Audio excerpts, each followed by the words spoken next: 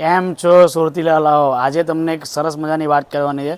હવે આજે મેં મારા વિડીયો જે સ્ટાર્ટ કર્યા બનાવવાના, તો સૌથી પહેલાં મેં લોકોના વિડીયો જોયા કે ભાઈ આ વિડીયો કેવી રીતે બનાવે છે, કેવી રીતે એ લોકોનું એંગેજ આવે છે, એ લોકો શું કરી રહ્યા છે. તો મેં અત્યાર સુધી 1 કલાક વિડીયો જોયા ને એમાં ઇન્સ્પાયરિંગ સ્ટોરી બહુ બધી છે કે જે લોકોના વિડીયો જોઈને મેં વિડીયો બનાવવાના સ્ટાર્ટ કર્યા. હવે વિડીયો બનાવવાના સ્ટાર્ટ કર્યા ને તો સ્ટાર્ટિંગમાં ખબર નહીં પડતી હતી કે કેવી રીતે વિડીયો બનાવવા, શું કરવું, કેવી રીતે વિડીયોને એડિટિંગ કરવું, કંઈ ખબર નહીં પડે. હવે હું જે એપમાં અત્યારે બનાવું છું ને એ એપને મેં 4 વાર ડિલીટ મારી, મને સમજ જ નહીં પડે. પણ મારે કરવું હતું એટલે મેં શું કર્યું કે ભાઈ 2-4 દિવસ કન્ટિન્યુ મઠ્યો કે ભાઈ આ એપને આપણે ગમે તે હિસાબે યુઝ ટુ કરવી છે. એટલે તમે જો જીવનમાં એક વસ્તુ ધારી લો કે ભાઈ આપણે શીખવી છે તો આપણે શીખવું જ પડે. તમે શીખી જાઓ એટલે તમને કામ ઇઝી લાગે. તો 1 દિવસ, 2 દિવસ, 3 દિવસ, 4 દિવસ, 5 દિવસ એટલે કરતો ગયો તો મને એપ યુઝ ટુ રહી ગઈ. આજે એપ બી મને ગમે છે. ત્યાર પછી જે વિડીયો સ્ટાર્ટ કર્યા, તો વિડીયો સ્ટાર્ટ કરતી વખતે સૌથી પહેલાં મને ડર હતો કે ભાઈ હું બોલીશ તો કેવું લાગશે. તો એ વખતે મને સૌથી વધારે ડર લાગતો હતો અને ડર એટલે ખતરનાક ડર લાગતો હતો, કારણ કે મેં મારી લાઈફમાં કોઈ દિવસ સ્ટેજ પરફોર્મ નથી કર્યો. તો એટલે સૌથી અઘરું એટલે લાગતું હતું. બીજું કે મારી સ્પીચ બી પહેલાં આવી નહીં હતી, કારણ કે હું વાત બી કરું ને તો આમ પેલી એકદમ પ્રોત્સાહિત વાતો કરતો. પણ છેલ્લા 2.5 વર્ષમાં હું વેપારીઓ સાથે ઉઠક બેઠક લોકો સાથે મળતો હતો એટલે મને ખબર પડે કે વાતચીત કઈ રીતે કરવી.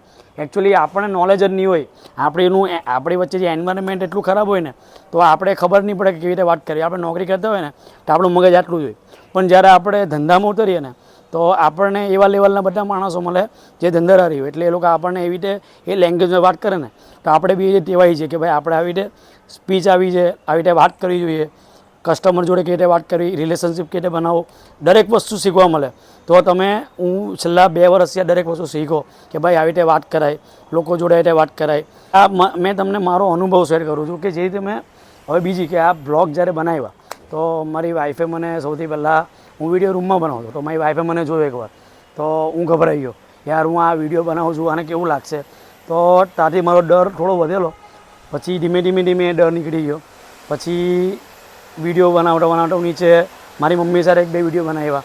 પછી ચેલેન્જિંગ મેં લીધું કે ચેલેન્જ લીધી કે ભાઈ હવે આપણે અલગ કેવી રીતે કરી શકીએ. તો અલગ કરવા માટે હું અમારા સિટીના એટલે હું સુરતથી લાલો એટલે હું સુરતના અલગ એરિયામાં જવાની ટ્રાય કરું.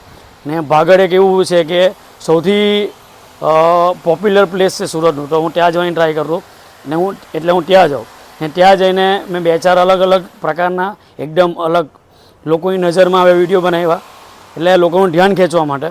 ત્યાર પછી હું લાલ દરવાજે એ બી એકદમ હોટ એરિયો છે ત્યાં ગયો. એટલે આવી રીતે અલગ જગ્યાએ વિડીયો બનાવ્યા એટલે લોકોને એંગેજ બનાવ્યું. એટલે મારો self confidence day by day વધતો ગયો. હવે આજે જ્યારે હું વિડીયો બનાવું છું ને આજની તારીખે, તો જ્યારે હું કોઈ જગ્યાએ કોઈની એડ કરવા ગયો, કોઈ બી રોલ હોય, ભિખારી રોલ બી હોય, કોઈ બી રોલ હોય, એટલો કોન્ફિડન્સથી કરું કે હું કેરેક્ટરમાં આખું ઘૂસી જાઉં કે ભાઈ આ કામ મને આપ્યું છે ને આ કામ મારે કરવાનું છે.